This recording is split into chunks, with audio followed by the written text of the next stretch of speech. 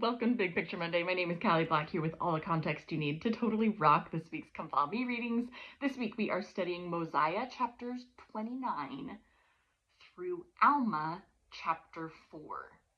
Now, Mosiah only has 29 chapters, so this is just the final chapter in Mosiah, and then the first 4 chapters in the book of Alma. Now, usually when we start a new book, like we're beginning Alma right now, I like to give you kind of an overview for the book, and to give a brief overview of Alma would take about 20 minutes, so I'm not going to do that, but something that helps my brain kind of organize the book of Alma is that chapters 1 through 45 cover the time when Alma the Younger is alive, and kind of his ministry or things that happen during his ministry, maybe what other people are doing during his ministry. The book of Alma is named after Alma the Younger. In fact, we're going to see this week in Mosiah chapter 29, we've learned so much about Alma the Elder, right? He's the one who originally was converted by Abinadi and baptized at the waters of Mormon. They all escaped to Zarahemla, right? He is going to die in Mosiah 29. And so starting in Alma, it is Alma the Younger. That's what this book is named after. So chapters 1 through 45, expect to see things focused around Alma, or at least things that happened while Alma was alive. And then chapters 46 through 63 cover the time when Alma's son, someone named Helaman, becomes the high priest, and things that happen while he is the high priest, or events that are going on with his life. So just keep that in mind. We are going to be diving in on Alma's life and things that happen for quite a few chapters now here. And there's lots of fun stuff that comes especially towards the latter half of Alma. So hope that sets the scene a little bit. Last week we talked about how the political ruler of Zarahemla, who's the political ruler of Zarahemla right now? King Mosiah. He was getting old, and it was to the point where he knew he needed to give the kingdom to someone else. He was ready to pass the kingdom on, but his sons were on missions, right? They had asked their dad to go serve a mission to the Lamanites, his 4 sons there, and no one wanted to take over the throne. And so Mosiah, in chapter 29 here, Mosiah comes up with this idea. And his idea is, let's get rid of kings. The people wanted a king. They were ready to have a king. But Mosiah was like, listen, let's move away from this. And instead, why don't we set up a whole new system of judges? So let's have one chief judge in charge of everyone, and then let's have each little city, each little community, because Zarahemla is a huge land with lots of cities within it, right? There is a city of Zarahemla, but there's also tons of other cities. Let's have each city also appoint their own judge, like their local judge, and that judge takes care of all the political issues in their town, and then the chief judge just takes care of any issues that these local judges can't handle on their own, or they need another perspective, all that kind of stuff. So Mosiah presents this to the people, and they're like, yeah, that sounds good. Let's start setting the system up. And so they appoint their judges, and then it's time to pick who is going to be this chief judge, the one in charge, technically, of everyone here politically. And so Mosiah said this should be done by the voice of the people, a popular vote, basically, right? And the results come in. Who's going to be this first chief judge? It is going to be Alma the Younger.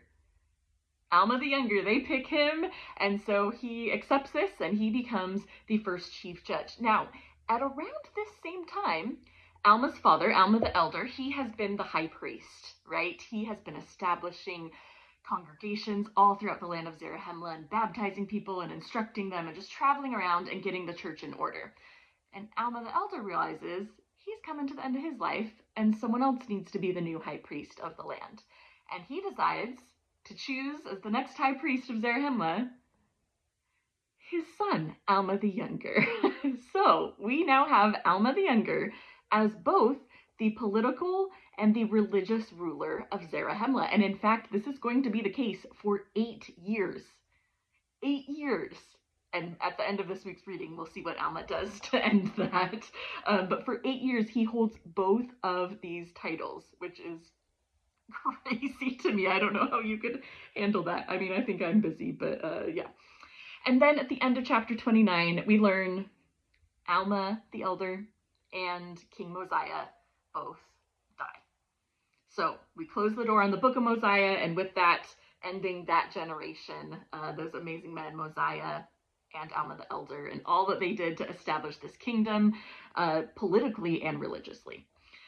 Now we move into Alma, chapter 1. Welcome to the book of Alma here.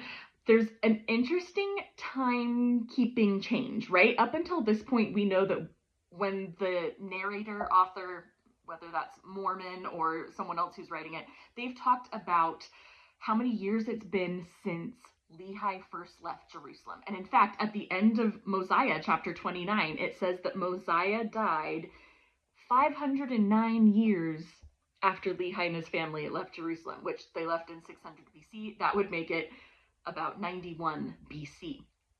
But at this point, starting in Alma chapter 1, and this is the begin of Alma beginning this new role as a chief judge for all of Zarahemla, we are now going to be calling this the reign of the judges. That might sound familiar. So 91 BC is actually the first year of the reign of the judges. So this week's readings, we're going to cover the 1st through 9th years of the reign of the judges, which covers 8 years, right? We don't start in 0, we start in 1. So 1 to 9 is the first 8 years of the reign of the judges. And so that's how we're going to be keeping time moving forward. But 91 BC is when the reign of the judges starts, if you want to, around, that's our best guess for when it starts.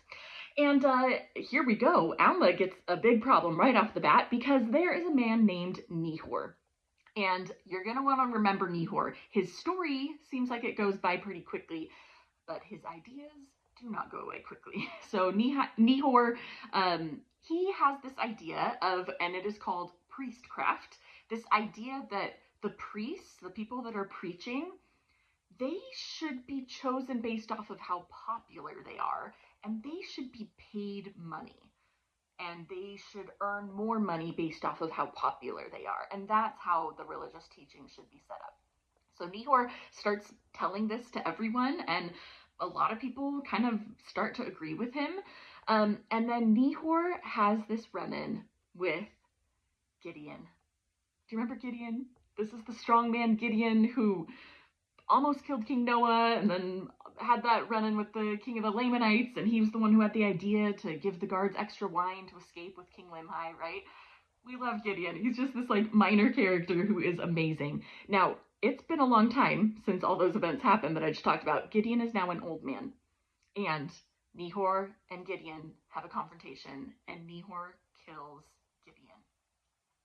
Now, everyone is extremely upset about this. Nehor is immediately taken to Alma as the chief judge to be judged for his crime, for murder. And you can tell that the people are extremely upset. Clearly, they loved Gideon so much. They really loved him. And Nehor is found guilty, and Nehor is put to death as a result for his crime. But, as I said, his ideas, unfortunately, do not die with him. People start spreading those ideas, and they're really careful to make sure they're just sharing opinions and they're not actually breaking the law in anything that they're doing, so they can't be stopped politically. They're just sharing these new ideas, how priestcraft should really be the thing. And it causes a lot of problems for the believing members, and they are persecuted a lot, and they're really having to humble themselves. And as they humble themselves and they serve the poor and they look outward, they start to become much more prosperous. And that starts to be a theme that you're going to notice here. Chapter 2, there now is another man named Amlici. And Amlici is like, you know what? Nehor had some great ideas. And I agree with everything that Nehor said. And in fact, I think we should go back to kings, and I think I should be the king, because I'm pretty awesome here. And so the people are like, okay, let's put it to a vote. And so they put it to a vote. Does everyone want Amlici to be the new king? No, that vote fails, okay? So Alma is still the chief judge. However, that group of people who wanted Amlici to be their king, they decide, we don't care about your vote. We're going to break away and do our own thing, and Amlici is going to be our own king. And then they come to battle against the people of Zarahemla. So this is now like a separate group. We call them the Amlicites, led by Amlici. They are now coming to battle against the Nephites, the people of Zarahemla. And so Alma, as the political leader, heads up their army and they go to battle. And this is a brutal battle on both sides. Both sides. Eventually, though, the Nephites are able to drive the Amlicites back. The Nephites are victorious. But they send some spies after the Amlicites to see what they do. And they notice the Amlicites go back and they start to get the Lamanites. They get the Lamanites to join them. And so they are now coming with the Lamanites to battle against Zarahemla. So the spies run back and tell Alma and everyone else what's going on. And they scramble back together. And they now have a huge battle. It's the Nephites versus the Lamanites and the Amlicites. Brutal battle. However, once again, the Nephites are eventually victorious, and in that battle, Alma kills Amlici. Now, chapter 3, we start to see some repercussions from these huge battles. In fact, we get a lot of descriptions about how these Nephites are burying their dead and mourning the people that they've lost, and even the flocks that were killed. These were big battles that had huge effects on what those people in Zarahemla were dealing with. And we learned that the Amlicites that did survive all those battles, they still want to be known as their own separate people, and they don't want to be confused as a Nephite, so they start marking themselves in the head, in the forehead, in order to be seen as a different people. So Amlicites are marking themselves in the forehead. Amlici is dead now, but they continue on with their ideology. More Lamanites come and start to battle them. The Nephites are able to establish peace, though. And we end with chapter 4 in Alma. The church is now thriving. There are thousands of people being baptized. Great things are happening there in Zarahemla. They are still mourning their dead, though. Things are still really rough for these people in Zarahemla in the wake of all of these battles that they've had to deal with. A couple years go by, though, and remember how I said that the righteous people were starting to prosper a little bit more than the unrighteous? Well, this divide is becoming so obvious that now we have these like prosperous righteous people and not so prosperous unrighteous people, that now we have groups of the righteous people becoming super prideful about their riches. And that causes a divide within the church because there are other members of the church who are staying humble in their riches. So we have this big division amongst the believers between the humble and the proud. And in fact, the proudful members of the church end up becoming a stumbling block for the non-believers. Like, people aren't joining the church because they see these proud members and they're a stumbling block for their belief. We now go into the 8th year. Alma has been doing double duty for 8 years now. 8th year of the reign of the judges. The 9th year of the reign of the judges. This is Alma's 8th year in his role as both the chief judge of the land and the high priest of the church. And he decides, you know what? I'm going to walk away from the chief judge role. I've done this for 8 years now. I'm going to give this to a man named Nephihah. Now, we don't know much about Nephihah at this point, but he seems to be a pretty good guy. He becomes the next chief judge of Zarahemla, and Alma is now freed up to be the high priest as his only role, and he starts to now travel and establish churches just like what his dad was doing, right? Go to the different cities and check in and see how they're doing and baptize more people and just establish the church more solidly everywhere. And that's where we end this week. And in fact, from this point forward for a while, we're going to start to see what Alma's travels were like and what are some things he encountered as he went to different cities in the land of Zarahemla. Okay, that's it for this week. Your turn. Dive into the scriptures, read these chapters, see what's standing out to you. Underline, get that pen out ready to go with anything that comes to your mind. That has been such a huge blessing for me in my scripture study, is to just have a pen ready to go.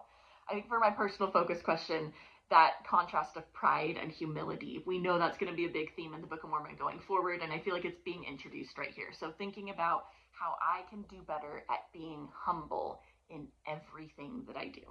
Okay, have a great week and happy studying.